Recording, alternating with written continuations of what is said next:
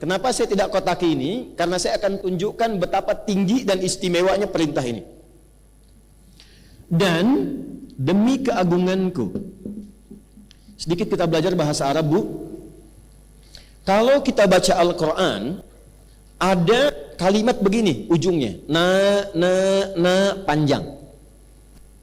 Dan kata gantinya, kalau kembali kepada Allah, misal, Inna anzalnahu fi lailatil qadr. Kan pakai na panjang ya? Itu disebut namanya ta'zimun nafsi li ta'zimi sya'ni. Kalau bahasa bebasnya, informasi yang disampaikan itu begitu penting sampai saking pentingnya Allah menyampaikan itu dengan menunjukkan keagungan zatnya. Menerjemahkannya, hei, demi keagunganku, aku sampaikan ini yang begitu penting untukmu. Jadi kalau ibu temukan di Quran ngaji ada kalimatnya na, artinya informasi yang disampaikan begitu penting, tidak biasa dan istimewa. Saya ingin tekankan, ketika Allah menyebutkan kata zauj di sini dan sakinah, itu memberikan kesan bahwa kehidupan sakinah dan keberpasangan itu sesuatu yang istimewa, sesuatu yang tidak biasa. Ini poinnya.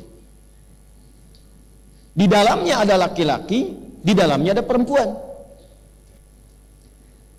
Pemahaman yang kedua, ketika Allah menciptakan Adam laki-laki, menciptakan perempuan yang kelak nanti kita kenal dengan nama Hawa, nanti saya kisahkan, itu pun memberikan kesan istimewa. Jadi jangan ibu simpulkan bahwa, maaf, cuma laki-laki yang istimewa. Tidak. Perempuan juga istimewa. Saking istimewanya digunakan oleh Allah ta'zimun nafsi, keagungan dirinya untuk menunjukkan keistimewaan penciptaannya. Karena terkait perempuan yang kita bahas, saya khususkan pada aspek fitrah perempuan saja. Maka di titik pertama ini saya ingin tekankan, ketika Allah kemudian memilih kelahiran dari rahim seorang ibu, keluar misalnya laki-laki, keluar perempuan, maka jangan banyak mengeluhkan apapun, karena apa yang telah Allah tetapkan itu istimewa untuk kehidupan kita. Jelas? Lahir perempuan, alhamdulillah. Lahir laki-laki, alhamdulillah. Nanti saat masuk materi kehidupan rumah tangga, saya akan bahas lebih jauh. Tapi singkatnya begini, kalau terlahir satu anak dengan gender apapun yang dilahirkan, itu pasti membawa sifat khusus untuk melengkapi kebahagiaan di rumah tangga. Karena itu tidak ada satu pun anak itu yang sifatnya sama, pasti beda. Ibu boleh cek deh, ada 5 anak, itu kelima-limanya pasti beda karakternya. Jangan merasa akan disamakan, tidak. Dan setiap anak itu dia akan membawa karakter yang menyempurnakan kekurangan di ayah ibunya, plus menyempurnakan kebahagiaan di keluarga besarnya. Jadi kalau suami kurang, disempurnakannya oleh istri. Istri kurang, disempurnakannya oleh suami. Suami istri kurang, yang menyempurnakan siapa? Sifat anak-anak. Sifat anak-anak. Makanya berbahagialah ibu kalau ada anak aktif misalnya. Sebab kalau dia diam saja, nggak akan keluar karakter ibu. Kreativitasnya nggak akan muncul. Nah, sini Alex. Sini ke mama. Diem aja. Ya, pasti anak 1, anak 2, anak 3 itu punya karakter khusus yang menyempurnakan keadaan orang tuanya. Yang dahsyat, kadang dia menjadi landasan kebahagiaan untuk mewujudkan harapan kedua orang tuanya. Orang tuanya udah nabung, nggak mampu lama, anaknya divonis bahkan secara medis tidak ideal, ya. Tapi ternyata Allah anugerahkan cepat dia menghafal Quran, dan haji kedua orang tuanya justru karena dari anak yang dianggap cacat itu. Makanya hati-hati ya. Maka wazaujuka, ini Adam, yang ini zauj menunjuk kepada pasangannya, perempuan. Namanya belum kita sebutkan. Sudah? Kesimpulan pertama, saat Allah menciptakan perempuan sebagai pasangan Adam alaihissalam, memberikan kesan yang pertama bahwa perempuan dicipta dalam keadaan istimewa. Jelas? Jadi berbahagialah ibu, bersyukurlah ibu diciptakan oleh Allah sebagai seorang perempuan, karena ada keistimewaan yang Allah titipkan hanya pada ibu, bukan pada yang lain. Itu yang kemudian penting untuk diketahui setelahnya. Itu dulu satu. Plus kalau berharap-harap kemudian menikah, dengan suami berusaha ikhtiar pengen punya anak laki-laki, ternyata lahir perempuan. Dan nikmat anak ini unik. Pengen cepat, lambat. Pengen lambat, cepat. Padahal marahan kan, tapi hamil lagi gitu kan. Tuh. Kemudian pengen laki-laki, perempuan. Pengen perempuan, lahir laki-laki. Jadi ketika yang diharapkan laki-laki, lahir perempuan, jangan langsung disimpulkan, ah ya Allah, saya kan berharapnya ini punya rencana ini. Ketika rencana ibu ternyata berbeda dengan rencana Allah, ikutkan rencana ibu pada rencana Allah. Itulah yang dialami Hannah saat mengandung, berharap lahir laki-laki, ternyata yang lahir perempuan, Maryam. Itu ada di Quran surah ketiga Ali Imran di ayat ke-36. Falamma wada'atha qalat rabbi inni wada'tuha untha. Ketika Hannah lahiran, lahir perempuan.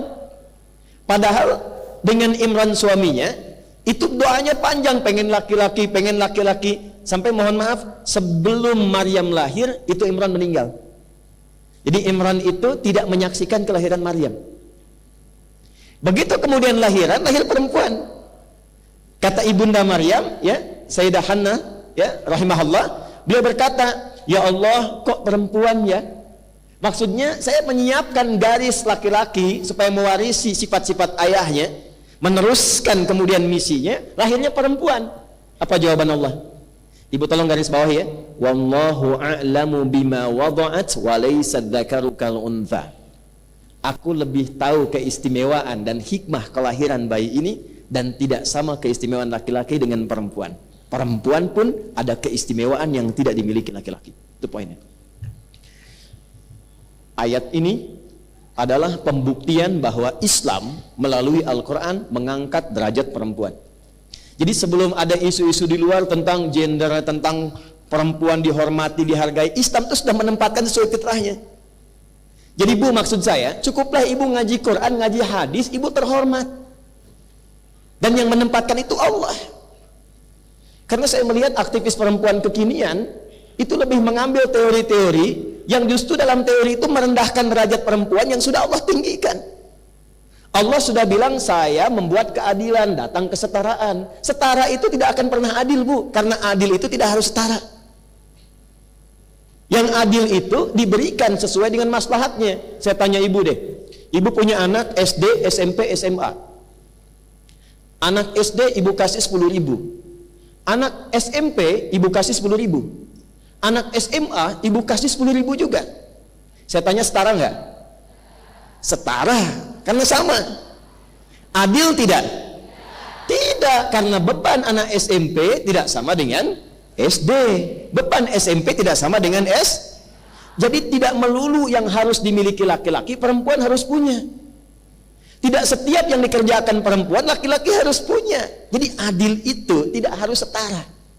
Problemnya setara, yang dibawa itu kesetaraan, bukan keadilannya. Jelas sampai sini? Oke. Jadi saya ingin berikan motivasi, bangga dulu sebagai apa? Perempuan. Nanti di pengajian bapak-bapak saya akan sampaikan bangga sebagai laki. Supaya adil. Nah, maaf ya, saya agak semangat. Maksud saya itu supaya betul-betul optimis. Karena saya perhatikan sekarang sudah jadi perempuan pengen jadi laki-laki. Ya, ada yang sebaliknya juga. Ada razia, begitu ketangkap, nama siapa? Nia, Pak. Nama Nia. Nama lengkap yang betul, Kurniadi. Udah singkat tuh. Satu. Dah. Sampai di sini dipahami?